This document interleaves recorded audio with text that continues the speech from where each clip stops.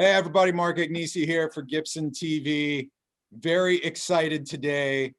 We have 3 simultaneous Kramer artist guitar launches. I am joined by all 3 of our first Kramer artists. My friend Tracii Guns, my friend Snake Sabo, and all the way in Peru, Charlie Parra. What's going on, boys? Hey buddy, great to be here. Thanks for having us, man. This is great. Snake and Tracii, when did Kramer first come on the map for you guys? Go ahead, Trace. Well, the only Kramer I ever owned was like a little cheap Pacer, like because I had to have one. I mean, everybody was playing them in like, I don't know, mid 80s, I guess, like 85, 84. And I got a little white one with a Floyd Rose that didn't have a locking nut on it, and it was never in tune. No, it was a Striker. I had a Striker. And then I met Snake on tour was that 92? Yeah, it was 92. 92. And he was supposed to give me a pink Kramer. I was, you remember. And so that will officially be my first my second great Kramer, because I already have my Gunstar. But it's all good, Snake, because I will get it. Oh, I know you will. I know you will. So I already left it to you, my will, and I don't have much longer, so we're good. But that's my whole Kramer legacy right now. I'm starting my Kramer legacy, basically. Now, Snake, you were in the thick of it, right? Well, the great thing about it was when in '85, I started working at a music store in Toms River, New Jersey. And that's where I coincidentally met Rachel. We became friends, started writing together, and basically started putting Skid Row together at that time. Kramer was like in our backyard. They were in Neptune, New Jersey. The Bon Jovi guys were already working with them. So they brought us over there to meet Dennis Berardi, who was the owner at the time, and a bunch of the people in the company. And we're kids, we're penniless. And they immediately offered to help us out, and by helping us out, by giving us guitars. And we were like, you've got to be kidding me. There's nothing like that had ever happened to us before. And the great thing was they were a Jersey company. As I said, they were right in our backyard. So it was a no-brainer. And we actually end up stealing one of their luthiers, Chris Hofschneider, to come out and be our guitar tech on that first tour and subsequent tours to follow. But we were so enamored with their guitars. It wasn't like, oh, great, we got a free guitar and this guitar sucks. They were great. They played great. They sounded great. We used it all over our records, and built a very, very strong hometown relationship with them. And they were extremely, extremely supportive of us. So when things started going downhill a little bit for the company, we were brokenhearted because they were family to us. And so this whole opportunity that came along with the rebuilding of the brand and the resurgence of the name and the company was, for me, it was so heartwarming, because it allowed me to become a part of the family again, and which I'm very proud of and I'm humbled by. Charlie, you're from a whole different generation, man. Where did you find out about Kramer? Was it artists that you watched growing up, or how did your Kramer story begin? Actually, I performed in a festival in Colombia, right here in South America, on 2010.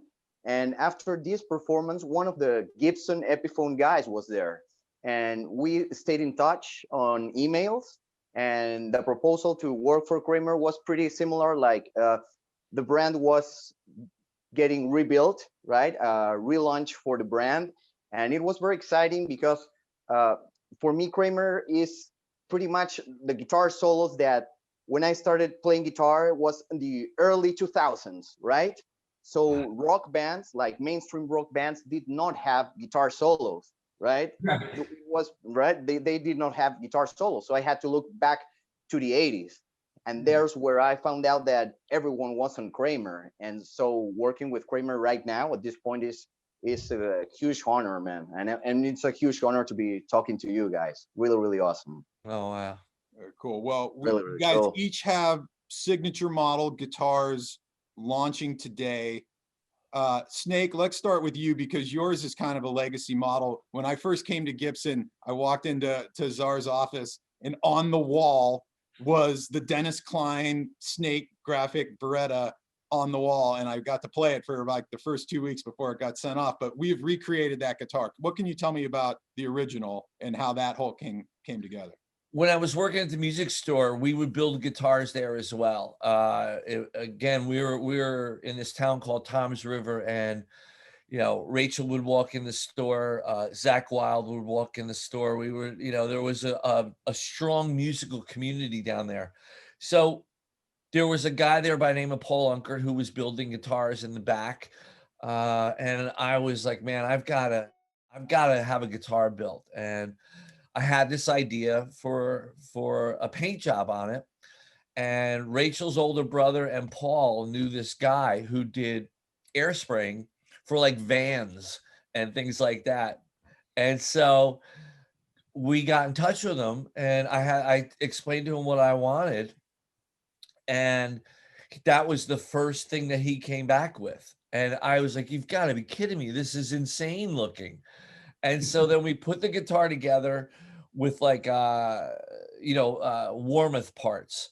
And then it played good, but it didn't play great. And simultaneously, we were building our relationship with Kramer. So I said, look, I've got this guitar body that I love, but it's just not there yet. And they took it and they put on, the Kramer neck with the upside down headstock. I guess they were using Seymour Duncans at the time. And a Floyd Rose, and they set it up, and it was amazing. It sounded great. I used it all over the first record on that tour as well. I needed to utilize some other guitars because I only had the single pickup in there, so I needed to have some different tones as well. But I wanted to make it as simple as possible and as all around a guitar as I possibly could. For the heavier stuff. And the only thing different about this model as opposed to that model is this model has a D tuner on it for the drop D stuff, which makes it easier for me on stage because we go from some drop D stuff to standard tuning. So flick of a switch and I'm in. And the pickup was made by Jim DeCola from Jim DeCola humbucker, yeah. Oh my gosh, dude. And that happened because when I first met Cesar and Jim and Aljon, Cesar was playing his Explorer as I walked in, and it sounded insane. And I'm like, what pickup is that? And Jim was like, Cesar was like, Jim over here wound this pickup for me. I'm like, I want that. And this is before we even had the discussions of doing the signature model. We've been a band for 33 years and never once have I had anything like that. So at this stage of my career, to have like a signature model of a guitar that was born so many years ago, 36 years ago, is I can't express the gratitude I have accurately. And so that's how it all came to be. Pretty cool, man. Now, Tracii, yours has got a fun shape. Tell me about the Tracii Gunstar Voyager. Basically, I'm a Les Paul player, you know what I mean? And people know that, Yeah.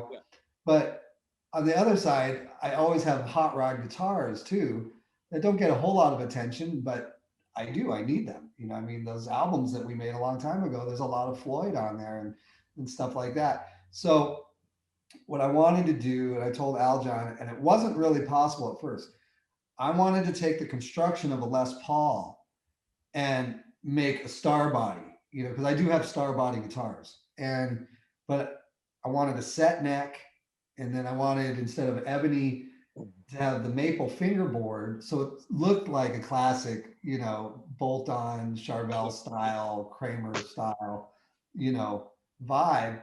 And then we went with super low output, burst bucker pickups, which is exactly what I would use in my Les Paul. So we have a set neck, got low output PAFs, and the difficult part was having a set neck with a neck pickup, because the way that the neck is set is there's not much wood there, right where that pickup goes.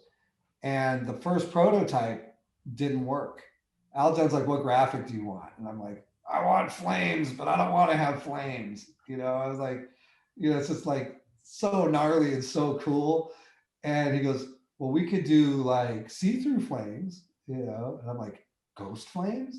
He goes, we can do ghost flames. I go, let's do that. You know, so he came up with kind of like sparkly black with the ghost flames, which makes it kind of pop a little bit. So it's really, it's a pretty satanic guitar, to be honest. It's pretty evil, and I'm very happy with it. I'm just letting people know it's not a high output guitar. You know, whoever's watching this, is that it doesn't have like, you know, a super distortion or anything like that in it. So, you know, you're Les Paul output style guitar. yeah, you know, and it's just got balls, man. It's great. Now, Charlie, you're a Flying V guy. Tell me about the Charlie Parra Vanguard. It's pretty much based on like the V guitar. I've always been a fan of like Randy Rhoads, also Wolf Hoffman from Accept on the video of Balls to the Walls. Yeah. Like he looks really badass, you know, when with the white sneakers and the Flying V. It's pretty shocking, and in a good way. And after watching those videos, I always thought that I wanted to be a V guy. I actually love Les Pauls a lot, and I own a 1991 Les Paul. But I think that because of my guitar style, sometimes I get the pickup selector between my picking hand. But yes, but the main idea of this guitar was to have it like the Vanguard from the 80s with a little modern twist, like EMG pickups, active pickups, the 57 and 66, which are not as loud and are as, you know, like this huge high output as the classic 81, 85s. Actually, you can get pretty nice clean tones. And when you're like doing the rhythm guitars, you can get the notes, and that's pretty cool from those pickups. And I think that with the wood and the shape of the guitar is pretty cool.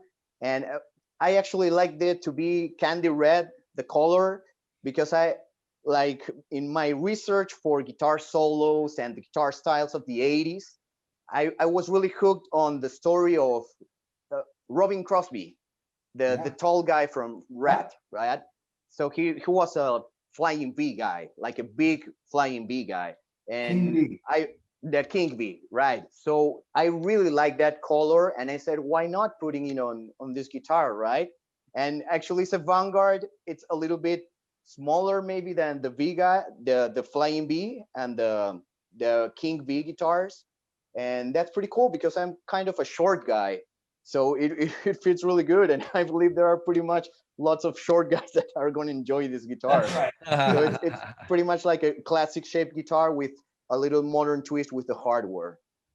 Very awesome. See what I love here. We got a Baretta guitar. We've got a Star style guitar. We got a V guitar. We got one with active EMGs. We've got one with the new Jim DeCola humbucker. We got one with low output, kind of Les Paul PAF style pickups. There's a little bit of everything going on here. I'm really, really excited because we're all kind of metalheads here, and we all remembered. I mean, a lot of people don't know this, Snake, right when you were talking 85, 86, Kramer was the #1 selling guitar brand in the world. It outsold Gibson, it outsold Fender, it outsold everyone. It was the #1 brand. So we have a big legacy to live up to here, and we're up for the challenge because we're all so on board with Kramer. We're having so much fun over here doing it. Thank you guys so much for being the first crop of Kramer signature artists for this new relaunch. The guitars are all out today. Global stores, Awesome. the Charlie Parra Vanguard, the Snake Sabo Baretta, and the Tracii Guns Gunstar Voyager. Go to the Kramer dealer and check them out. Make some noise, turn it up loud. Thank you, boys, for being here. I hope to see you on the road again very soon. And yeah, absolutely. Definitely. Hey, Mark, thanks for having us and doing this, man. Thank you so much for doing this. Thank you so much. There's one thing I want to say, just a little thing that actually I want to thank Richard Akers for making Richard Akers for making the most comfortable, the most comfy guitar neck in the world. Thank you so much, Richard. I truly appreciate it, man. Richard Akers and so Al cool. John together are a dynamic duo over there. Guys, Yes, thank you so definitely. much. Be safe, stay healthy. I hope to see you guys all soon. See you Love you, guys. man. Tracy, it was great to see you. Definitely. Tracy, Thank Charlie, it you. was nice to meet you. Take care of yourselves. Later, Nice guys. to meet you Love you, guys. Snakey. Thank you.